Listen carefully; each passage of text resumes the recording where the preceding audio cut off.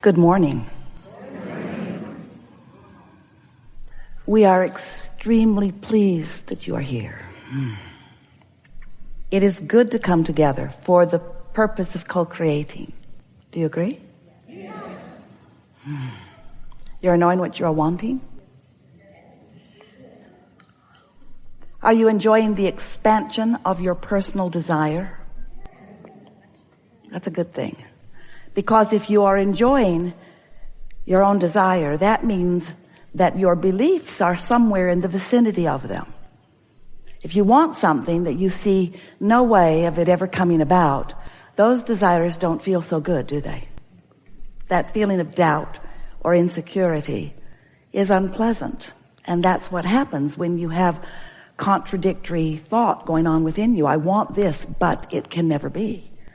Painful. And untrue. Painful because it's untrue.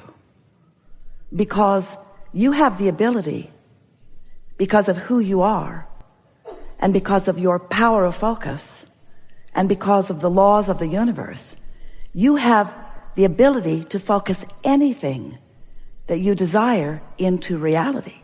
You can't create for others, but you can create anything. You can be or do or have anything that you define as something that you want, as long as your own thought does not contradict it. And that's a really interesting thing, because sometimes you want things that you just don't believe. Sometimes you believe things that you don't want. But the most important factor is, what is your belief? Because your belief is your most practiced thought. When you think a thought and hold it as your point of focus for as little as 17 seconds, another thought like it joins it. Law of attraction brings that thought to you. And while the law of attraction is working in the background at what you might consider to be an unconscious level, as you focus upon things and focus upon them longer, eventually you think a thought often enough and long enough that it becomes a dominant thought within you. And that's what your beliefs are. And your beliefs equal your point of attraction, because what you're thinking is causing you to emit a vibrational signal that law of attraction is answering with things like it. And so it's easy to understand how beliefs get so rooted within you. Some of the beliefs that you hold are very beneficial to you, some not so much. But it's easy to understand how beliefs would become so rooted, because when you think something long enough that it's a pattern or a habit of thought, then things begin to actualize around it. They begin to demonstrate around it. So what you believe happens, and then you believe it more. As you listen to other people talking about what they believe, and you see them demonstrate it, then you believe it more. Esther argued with us in the early days of our interaction. She would say, Abraham, it's true. That's a true thing. So don't you think? I've been trained, she said, to be objective, to weigh the pros and the cons and the pluses and the minus, to be balanced in all things, to give my attention, to be objective. It's a true thing. So shouldn't I at least acknowledge this true thing? And we said, anything you acknowledge, anything that you focus on, you are practicing a vibration. You are practicing yourself into a pattern of belief. And that pattern of belief, therefore, equals your point of attraction, and therefore becomes what you are demonstrating or manifesting in your life experience. And therefore, if we were standing in your physical shoes, we said to Esther a lot, and we're saying it to you, we would focus upon those things that we want to manifest. We would focus upon those experiences that we want to replicate. Anything that you want plenty of in your life experience, give your attention to it. And the things that you do not want to perpetuate in your life experience, or even upon mass consciousness in general, withdraw your attention from unwanted things. But now here's a very interesting thing. There's no such thing as no in a universe that is based upon attraction. This is an inclusion-based universe, which means the things that you look at, that you want, that you say yes to, you include them in your vibration. They become part of your attraction.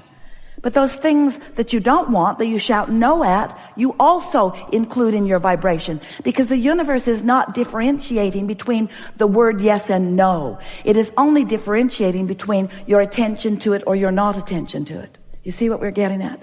So you can shout no all day long at things you do not want, and they come to you stronger and stronger and stronger because of your attention to them. Isn't that a good thing to know? So what do you do? What do you do if you don't want that thing? I don't want that thing. I'm not going to think about that thing that I don't want anymore. That thing over there. I'm not going to think about that anymore. I'm not going to think about that anymore. I'm not going to think about it. I'm not going to think about it. I'm thinking about it. I don't want to think about that thing. I don't want to think about it. I don't want to think about it. So what you have to do is think about something else. You think about other things. You just gradually, and it takes a little bit of time, it's gradual, shift your attention more and more to things wanted, and therefore not so much on things not wanted. But it's not an instant transformation. It's a general, gentle transformation. And it's helpful to understand what makes it easier and what makes it more difficult. So here are the laws of the universe simply explained so that you can understand how it is that things are coming to you or to others because of your attention. So when you give your attention to something and you're thinking about it in very general terms, in that general attention to it, there is less momentum. The more you think about it, the faster the momentum.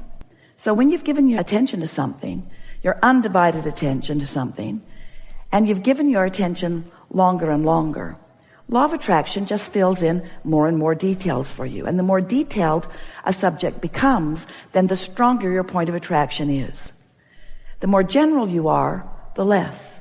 And so when we talk about law of attraction, we have to use the word or put the word momentum into the equation, because if you understand that law of attraction and momentum go together, then sorting this out will be a very easy thing for you. The best momentum story we have, Esther was amazed when she first saw the streets in San Francisco. Didn't seem possible that people would want to drive up or down them. They were.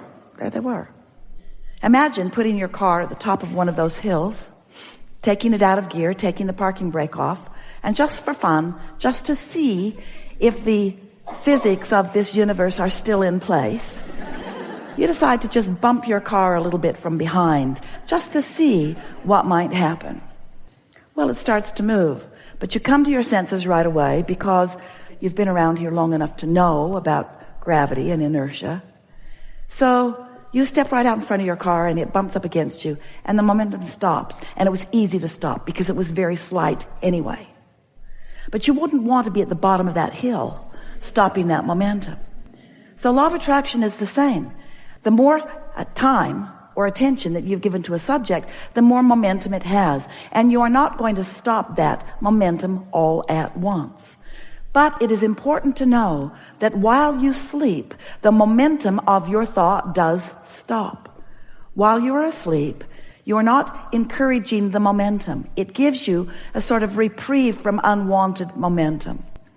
And when you awaken, you have the ability to begin it in the direction of things wanted. That's just a little tip from the universe. That's just a little fact that may help you. If there are thoughts that you would like to begin thinking in a new way, don't do it at the end of the day after something has gone wrong that has your attention. In other words, when you're really upset about something, that's not the time to deal with it. Because dealing with something that you're upset with only increases the momentum of it. It gives it more sticking power. So, there are two things you can do to slow momentum. Many more than that, really, but two things that really work well. One is go to sleep. That stops momentum. Don't sleep all day, just occasionally. And the other is you can meditate. When you meditate, you quiet your mind. When you quiet your mind, you stop thought. When you stop thought, you stop momentum. Gives you an opportunity to come into alignment with who you are. And there is one more very important thing that we want to say to you. You are source energy in these physical bodies. Do you know that? There is a trajectory, there is a momentum of well-being that is very powerful, that without knowing it, you've been practicing hindering with contradictory thought. So when you meditate, what happens is you quiet your mind, and your natural trajectory, your natural momentum then can have more effect in your experience. It's like, imagine a cork bobbing on the surface of the water. That's pure positive energy. That's absence of resistance in this analogy. Now you can hold that cork under the water. I don't have enough money, or I'm really mad at that guy, or that person did something inappropriate, or I don't like the way you spoke to me, or I don't like the way that came down, or I don't like what's happening in government, or I don't like what's happening, or I don't like what my children are doing, or. You can hold that cork under the water in disapproval of something, in negative attention to something. But when you are distracted from that subject, like in slumber or meditation or appreciation, you let go of the cork and it bobs right back to the surface where you naturally belong. So what we're wanting to say to you is that while you do, everyone does, you have some beliefs that are not serving you. The source within you knows who you really are and what you really want. In other words, all day, every day, as you sift through the contrast of your experience, you are launching these rockets of desire. I don't want to be rude. I want to be kind. I don't want others to be rude. I want others to be kind. I don't want to not have enough of this. I want to live in prosperity of health and dollars and so forth. So as you've been launching these rockets of desire, these vibrations have emanated from you and have added to this vortex of creation that you were when you were born. That pure positive energy, all-knowing, powerful, worthy being that you are. When you made the decision to come into this body, you didn't come to fix things that were broken. You know there were not any broken things. You came for the joyous experience of joyful expansion. And so there was a trajectory. There was momentum. We call that your vortex. It's this vibrational reality that has the potential of manifesting, but you have to, in your conscious awareness, be in a vibrational place that is in harmony with what's in this vortex. So some of you have been listening to us for a while, yes? And you've been hearing us talking about law of attraction and how powerful it is, and how there's no exclusion. And even though there's a war against drugs, and a war against cancer, and a war against teenage pregnancy, and a war against, and a war against, and a war against, a war against poverty, a war against, the war against terrorism, a war against, all of those things are just getting bigger and bigger and bigger and bigger. Not one of those wars against anything is making anything smaller, because there is no exclusion. You cannot push it away. You only bring more of it to you, you see. And so the key to the happily ever after that you're wanting, the key is to clean up your focus. But you can't just all of a sudden stop thinking something that you've been thinking, because law of attraction is bringing thoughts to you like the ones that are most active. So you've got to find ways of deactivating what you don't want by going general, and activating more and more what you do want, becoming more and more specific. You see what we're getting at? If you find yourself in the middle of a conversation about something that you do not want, stop talking about it as soon as you can. That helps. And in time, you'll stop talking about it. You'll stop thinking about it. You'll stop attracting it. You'll stop being part of that. Your point of attraction will shift. And that's really what we want to talk about here today. We've enjoyed this interaction more than words can explain. And we want you to know that these thoughts have never been before unto all of the universe. We've stepped into new places as a result of who you are. The universe has expanded as a result of this combination of thoughts and desires and beliefs. This expansion is what we all live for. In other words, we are eternal beings, all of us. We will never cease to be. And since we never cease to be, there's no place we're trying to get. All of that we think we're going to, you especially in your human form, is because you think you will feel better in getting there. But once you get there, then there'll be more and more and more and more and more.